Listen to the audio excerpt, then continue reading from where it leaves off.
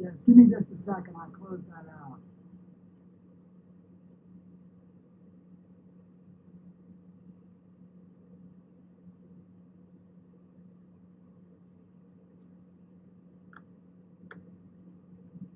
Mr. Garth, while you're doing that, maybe you can tell us what time did you arrive as an observer at the State Farm Arena?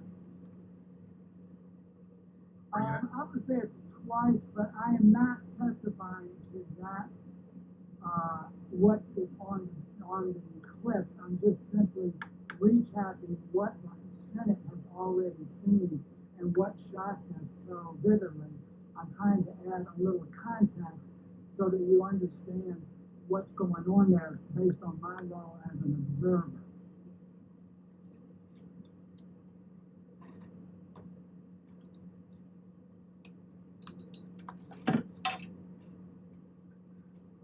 Sorry, I'm just about ready to come back up.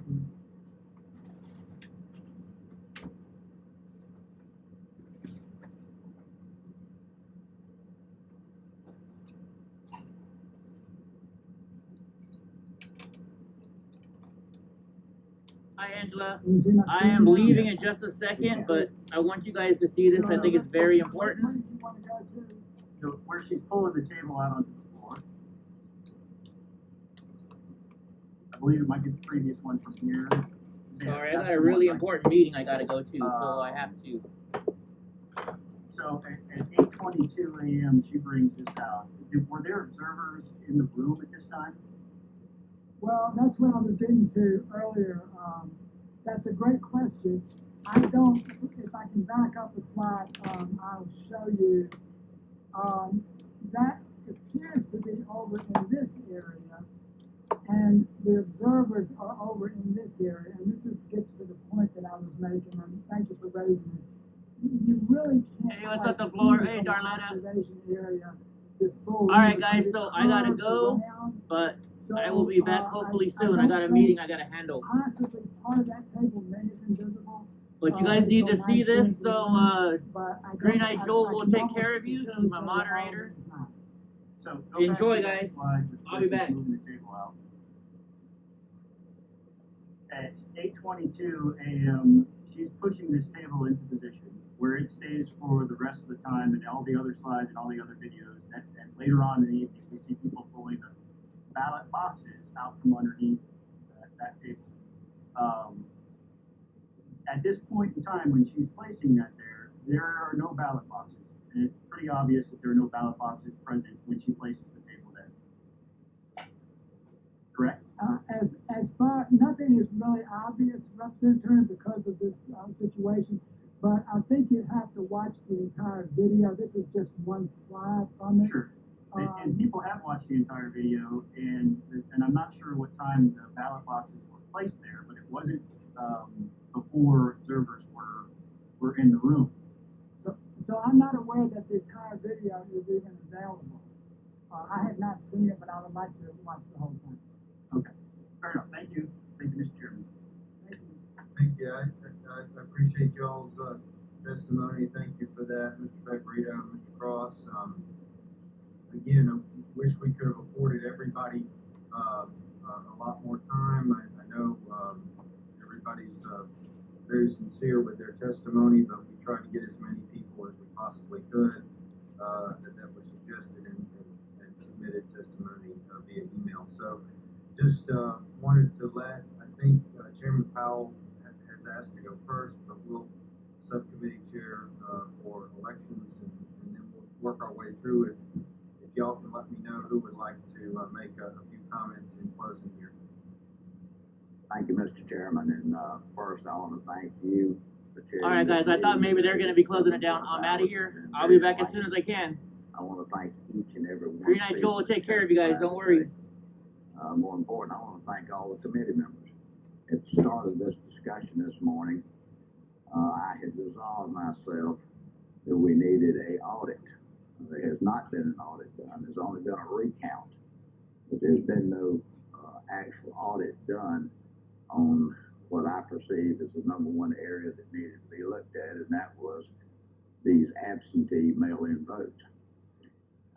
For the last 5 weeks, myself as well as most of legislature has heard from constituents. There's been every type of conspiracy theory in the world, and I have tried to keep my mind open until I could see some evidence. That's the reason that I've put so much strong faith that we do need a professional audit done. But after hearing a lot of the testimony today, that audit needs to be a step further. Not only is there a need for an audit if we can figure out who is the responsible party that can prompt such an audit, whether it takes an order from a superior court judge or otherwise, but it needs to be done. And it needs to be done post haste. But after the testimony that I have heard today, I'm even more decided that possibly that we also need to have a GBI investigation needs to be called in. One on the tape on the arena business, but also as a separate independent set of eyes, but also an audit to look at these absentee ballots, because you don't just pull hundreds of ballots out that have no creases in them. These ballots are mailed in, and they're folded and placed in the envelope and signed. So, to me, and I do appreciate the members of the committee of the other party, but to me, given the number of people in this state that feel that this election was not handled properly, for the sake of the stability and the sake of this state, to reinforce confidence in this election process, I think it would be just as important to the members of the Democratic Party as to the Republican Party to be sure that we get down to this to try to reinstill the confidence and the faith. If not, there'll be an ongoing and continual fight from hereafter. That being said, if anybody that can hear what I'm saying that has a legal mind to tell me what would be the process that we need to call for a verifiable audit of these ballots that I've referred to, the absentee ballots. And secondly, to call in the GBI investigation on several of these things that need to be addressed from a separate independent audit. Because this is just as important as any other type of public safety matter, because this is the basis and the foundations of our democracy. Mr. Chairman, we'll work on getting those to you. I know that a number of different bodies have requested that similar ballot envelope audit, and then we can try to differentiate, some of the testimony as to what might need further follow-up. If I may add one last question to the chair. Yes, sir. There was such a flood of information that came out today that needs to be verified. Not that I don't believe anyone, but I do believe in truth to verify it. But there was a lot of things that came out today that we need to look into. One is the uniformity of these election boards, to be sure they're uniform or ever how they're appointed or chosen.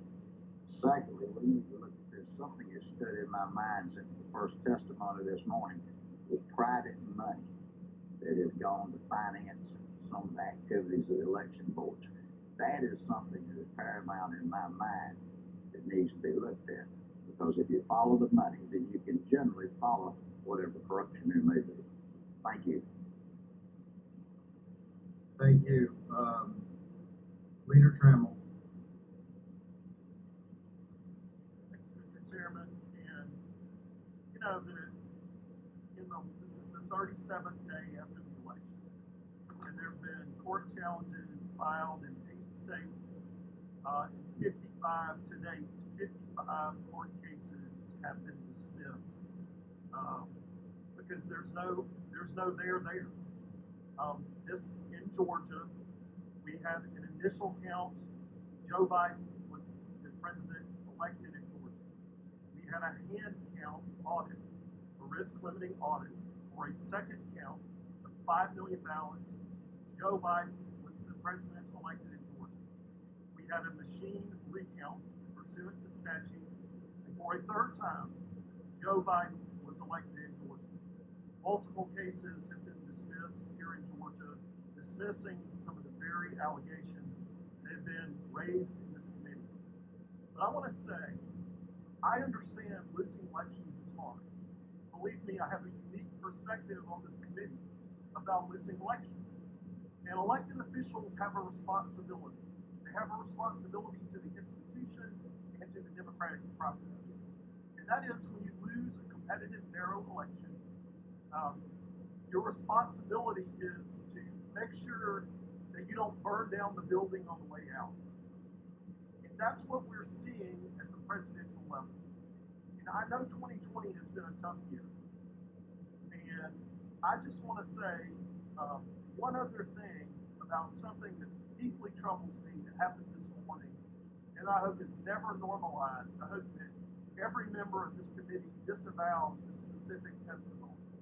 But we heard a witness come before the Governmental Affairs Committee and allege that the governor of this state, the governor who I might add 38 days ago was on television for my opponent. So I'm in a unique position here to say that the governor, the lieutenant governor, and the secretary of state were engaged in active crime of a crime. This is just absolute insanity. And we can't countenance it as a committee because it's absolutely insane and absurd. And giving more fuel to this fire will do no one any good. So I won't be there when you take up these in 2021.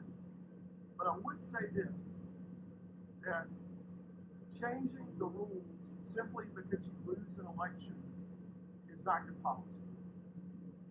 And with that, Mr. Chairman, I yield for the final time.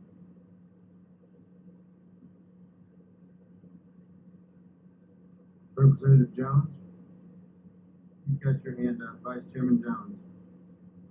Thank you, Leader Trammell. Thank you, Chairman Blackman. I appreciate that. There are two things that I'd like to cover very quickly. I know everyone wants to basically be able to adjourn, but there's two things. I'll send it via email if you're interested. There was an opportunity in terms of the conversation that occurred this morning. We needed to go into recess just because of obligations that people had, and I completely respect that. But there was a conversation being had on commercial mail receiving agencies. I think one of the things that needs to be definitely understood by this committee, and to Leader Trammell's point, it will be something that we need to look at, not just in terms of what the registration looks like for January 5th, notwithstanding the comments of a previous witness, but also what we need to be doing past January 5th, and that's this. We know that 20% of the CMRA, in terms of our concern around the registration, came from only 3 facilities, even though we know 340 facilities based on the data basically contain registrants from businesses. And one of them, the first one here, is the one that's on Peachtree Street. The second one here is on 10th Street, and the third on West Paces Ferry.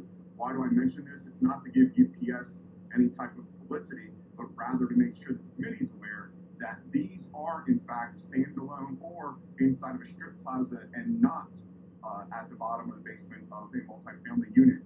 I respect the individual who mentioned that, but at the same time, I just want to make sure when you look at the data, it's about 95%, give or take, on rounding, that would be inside of, I'll say, a traditional UPS store, FedEx store, mailbox, etc., not in a multifamily. I'm happy to get you guys the data. I'm happy to get that through email because I think the entire committee is entitled to that, but just because of time, I won't do the entire flow-out procedure. Secondly, I think it's imperative, to Leader Trammell's point, I will acknowledge that there should not be sour grapes, but I do believe that an audit is absolutely essential. Every business audits every year, at least if those are good business practices, and I think in this case, I think it is good to take a look back and understand what went right, what went wrong, and what can we improve, and I think that's imperative. So as I look at it, if you look at the data, and I want to thank individuals out of Forsyth County who have helped me put this together, it's imperative that we look at the registration process, and it's imperative that we look at, and the reason we have to look at the registration process is because we have a significant challenge with basically the national change of address. When you look at what occurred over the past 10 years, we have seen a move from active to inactive based on the NCOA We have seen that traditionally on a monthly basis, especially over the past 24 months. We have seen that, 24 months prior to April 19th, April 2019. You saw approximately 4,200 people come off of active into inactive based on the NCOA permanent address change outside of the state. That dropped precipitously in April of 2019, down to about 100 to 150 per month. Now, there could be a good reason. We know that there are federal court decisions that could have driven that. We know Eric could have driven that. I will get the data to this committee and make sure that you have it, but I think it's something that we need to be looking at. I think the second thing we need to be looking at is we know that based on the ballot request forms that were sent out by the Secretary of State, about 6.9 million, we know that about 25,000 of those had put in permanent address changes outside the state but still voted. Again, I'm not suggesting anything nefarious. I'm not suggesting that all 25,000 of those individuals should not have voted. But what I'm saying is it's imperative for us to take a look and peek under. To Chairman Powell's point, if it's the GBI, fine. If it's another third-party entity, I'm open to that. I do not believe it has to be us, but I do believe for us not to look at it, I think absolutely does not go in terms of the oath that we took to our oath office and making sure that we have the sanctity of the vote.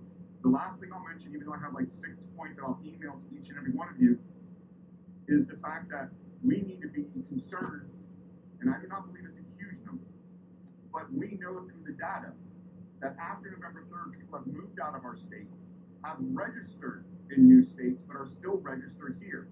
Again, I'm not suggesting those individuals are planning on voting in Georgia. They may not have just taken the time to take their registrations off. But the SOS have not removed them, and maybe they haven't gone through the national address database yet. But we need to be looking at data anomalies like this to ensure that from a registration standpoint, the right people who are qualified, and we want all qualified citizens to vote, and we also want to make sure that mail is protected. So I'll get this data to the group. I want to be completely transparent with you, not looking to hide anything, but I do think, and I have several other points, but for the purposes of time, I won't say them, but I think it's imperative that we do each and every one of them as a committee. Thank you, Chairman Blackwell.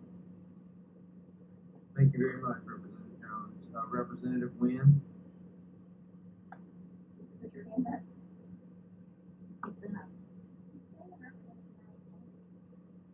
Thank you, Mr. Chairman. I know we've heard a lot of testimony today, and there's a lot of information for the members of the committee to process.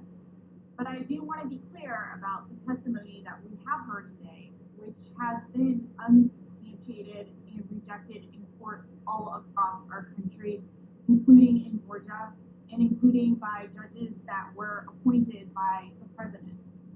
The election that was conducted in the state of Georgia on November was the most secure election we've had in the state of Georgia, and we have no evidence of voter fraud, as backed up by the Secretary of State and the Lieutenant Governor.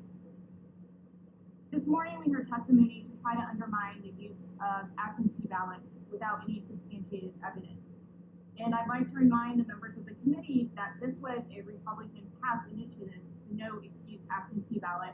I know Chairman Powell didn't vote for it, but there are sitting members of our Republican legislature, including on this committee, who did vote to pass that. Taking away the right to vote by mail with no excuse is simply a voter suppression tactic. And I'd like to remind the members of the committee, the reason we saw so many Georgians use absentee ballots this year is because we are in the middle of a pandemic that is still going on, a pandemic that has taken the lives of nearly 300,000 people across our country. And while we did hear changes or suggestions on changes for the absentee ballot process, I am curious as to why we've not addressed any changes that we could potentially make to the Dominion voting machines, which Republican members, insisted on passing as well. We know when the Dominion machine legislation was brought up for consideration, it was the Democratic members who voted against that legislation. A potential way to address some of the concerns of vulnerability with the elections machine would be to move to a hand-marked paper ballot system. A proposal I think would be supported by both Republicans and Democrats. And I'd finally just like to close by thanking election workers who have worked through a pandemic, countless hours, 3 different recounts, who have faced threats continuing to work because we are still in elections right now. And I'd like to thank them for the hard work that they've done because I know that they are under a tremendous amount of stress. Thank you, Mr. Chair. Thank you, Representative Wynn. Chair Lady Taylor. Hi, are you there? Can you hear Yes, me? ma'am. Thank you. I agree with much of what has been said today. It was very informative. Some of it I've seen and heard before. I don't know how anyone could have watched this and not seen the problems that we have had in this election cycle. There are many things that we need to do. I have a lot of questions, particularly for me, is the mobile voting, this outreach. I would like to know why this wasn't offered in other counties. Perhaps it was. Who paid for it? Were there bipartisan people on this van that went? Did they vote by machine? How is the eligibility check? There are so many questions in that. But for me, I live in rural communities where it is very difficult. And during a pandemic, for people to come in, we had a large increased number in our ballots. But I will tell you, if my small rural counties can do it correctly without these problems, I don't understand why we can't run a ballot in a larger community that has so many more assets and resources than we have in rural Georgia. To walk away from this now, I don't think any of us can. At this point in time, I think we need to learn more, and I think there's a lot more thought that needs to be into this. Frankly, I would like to see better security. I think that we need to have our GBI when they are counting ballots. I think we need to have a better security on those facilities. The watchers need to be able to watch and monitor. Too many things were hidden. I don't think this is what the people of Georgia expect in their voting. And I think it's going to be up to us to see that it can be fixed. We may not be able to fix it, of course, for this coming election that's coming up. But before we have another general election, it's going to be up to this committee. I do honor everyone that has voted, every person that has worked on this whole process. We've had dedicated people, staff, agencies, and local poll workers. Everyone has put their heart in it. We value our vote more than anything else in this country, and we've got to see that it's protected. Thank you, Mr. Chairman. Thank you, Madam Chair. Representative Shannon.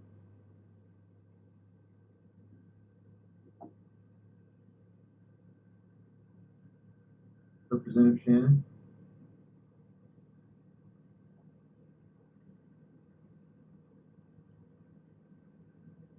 Okay, we'll come back to Representative Shannon. She may have stepped away from her computer. Oh. No, I waived, Mr. Chair, because Representative Trimon covered everything. Thank you. Representative Williamson? You're muted.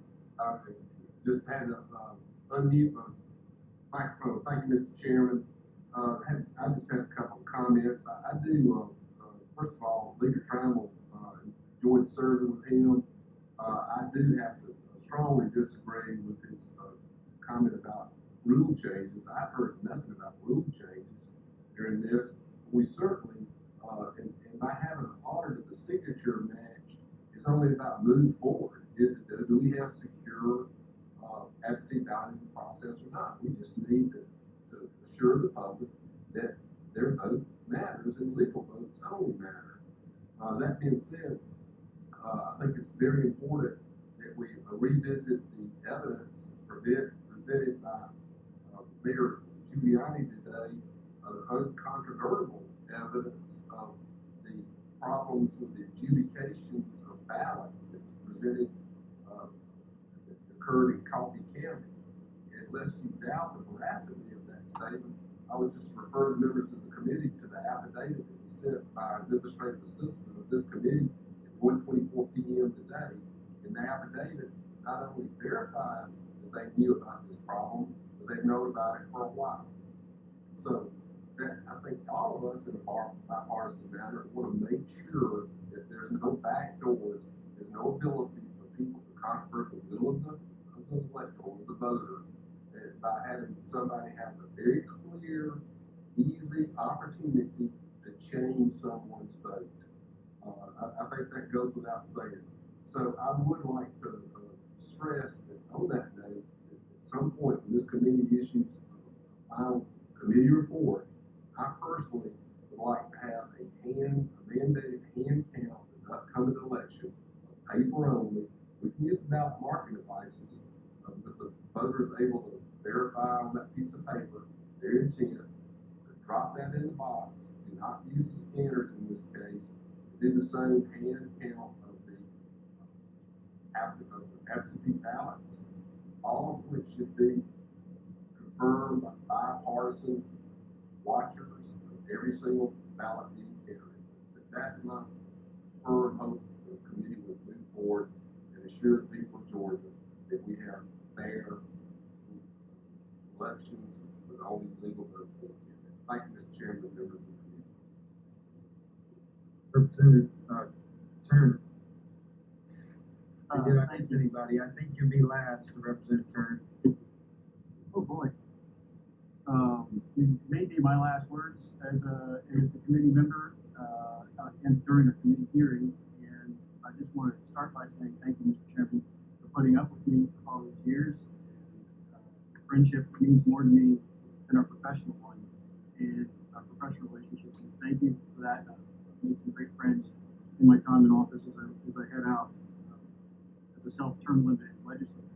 I'm in a unique position in that I'm the only Republican in the entire General Assembly in the House or the Senate that voted against HB 316, the bill that brought the Dominion, ultimately the Dominion voting machines to Georgia. Now, I'm also the guy who started this debate when I started working on bringing paper ballots back to Georgia 6 years ago, and dropped the first bill 5 years ago to that effort, and was happy to see that we were moving to paper ballots.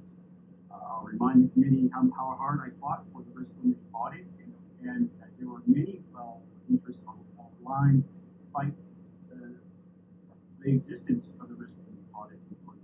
And now it's become so important that we do that. And the whole vision behind all of that was creating a voting system that was 100% verifiable from the beginning to the end. And it's important that we verify every aspect of it so that we can identify areas for improvement. Those may be regulation or rules changes, but they could also be legislative changes. But we have to check. We have to check everything. And to this point, we haven't. And that's what's disappointing to me. I'm most disappointed, frankly. And I have friends, dear friends, some I call brothers, who work in the Secretary of State's office. And for them to go and have a press conference today, and spend 40 minutes in front of television cameras, and not come answer our questions today, is completely unacceptable to me, not as a state rep or a member of this committee, but as a Georgian. I am beside myself that they would not bother to come talk to us. I think it shows a heightened amount of disrespect to this committee and this body, and it's not acceptable. To that end, over Thanksgiving weekend, I offered a letter and had 20 plus, some members of this committee, and signed a letter to the Secretary of State asking for a signature audit because it has to be checked. Now, state law requires us to keep that for 2 years, and it's implied that so people can go back and look at it. But the problem is that after certification, you're going to need a court order. So I won't be here to introduce that bill, but if I was coming back, I'd be dropping a bill on January 11th, stating that we're opening that process up so that we can look at it. We didn't go through the RLA process and recount the ballots because of specific instances of fraud. It was to validate the system. We need to do that with the signature audit.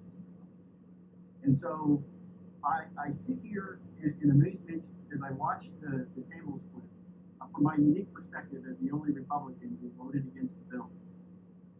Watching my friends who are Republicans saying, well, there's problems in the system now. These were things that I tried to bring up at the time. And watching my friends on the left who were saying, there are going to be problems in the system now, saying, oh, everything's okay. The truth is probably in the middle.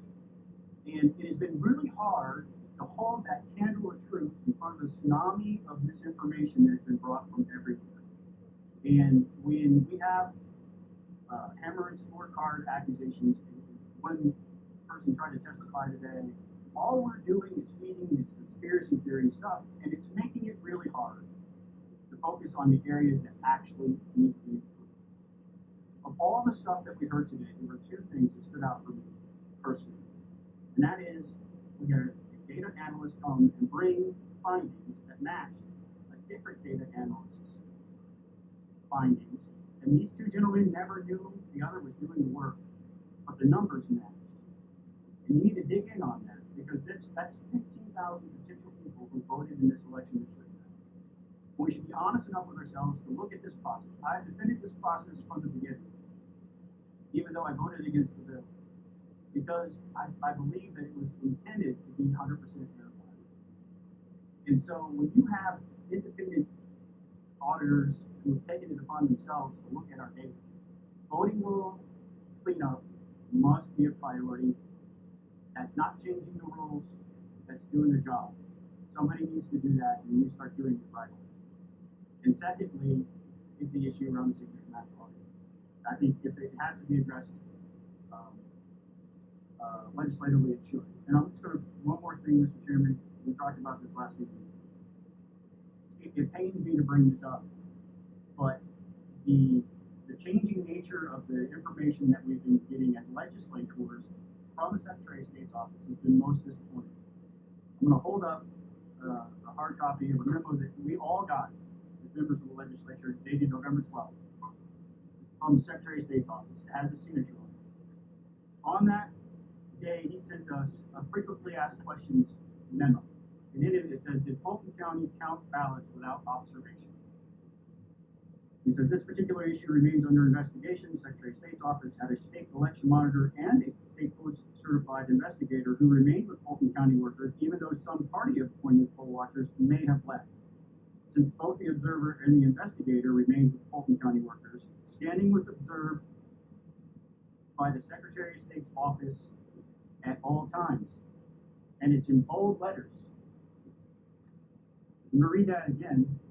Since both observer and investigator remained with Fulton County workers, scanning was observed by the Secretary of State's office at all times, in bold letters. That same exact language appears on the second memo from the Secretary of State's office on November 19th, which will be in your email if you kept it. Then the video comes, and there's no observer in the video. Now, I have some other issues with the video that shows that State Farm Arena, where observers were out of the room with ballot counting Zoom. I don't think that is as inflammatory as people have seen it to be, but this is my problem. There was nobody from the Secretary of State in that video when they restarted counting. And we were told twice, and I repeated this in public multiple times because I believe the Secretary of State's office when they told us that there was an observer, there was an investigator and an observer from the office at all times because I had gotten it twice from their office.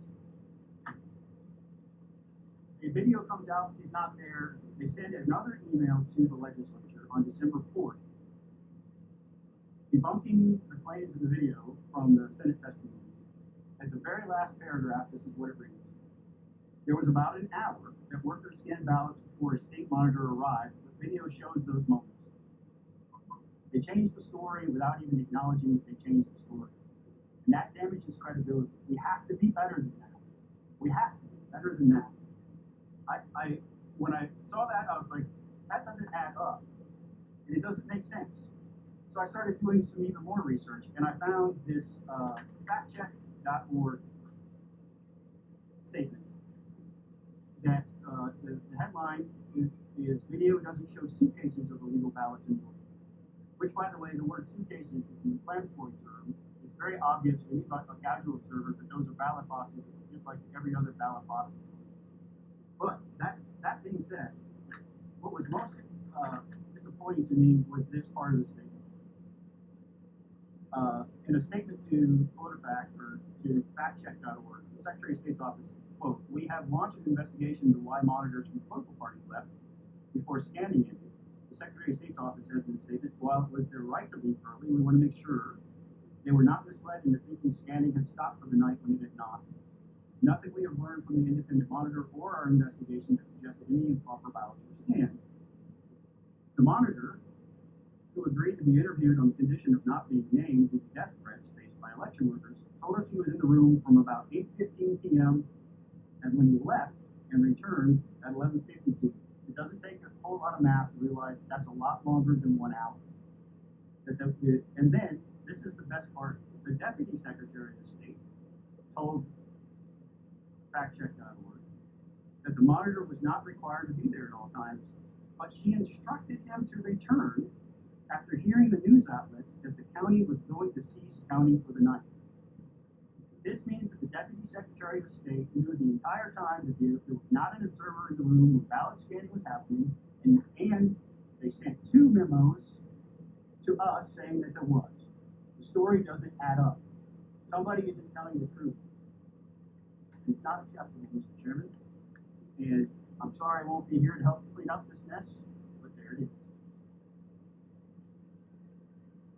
Thank you, Representative Turner. I do want to thank everybody for their service to this committee. Thank you for your patience, and this was a very long day. And obviously, elections can be very intense regarding their discussion. But the people I've talked to, and friends of mine and others, they know that the person they want to win is not always going to win. They just want to know the person that does win the election is the one who got the most legally and legitimately cast votes. So let's continue to work towards that end. Thank you again, all of you. Again, this is our first meeting of this particular investigation, not our last. Have a good evening. God bless. We stand.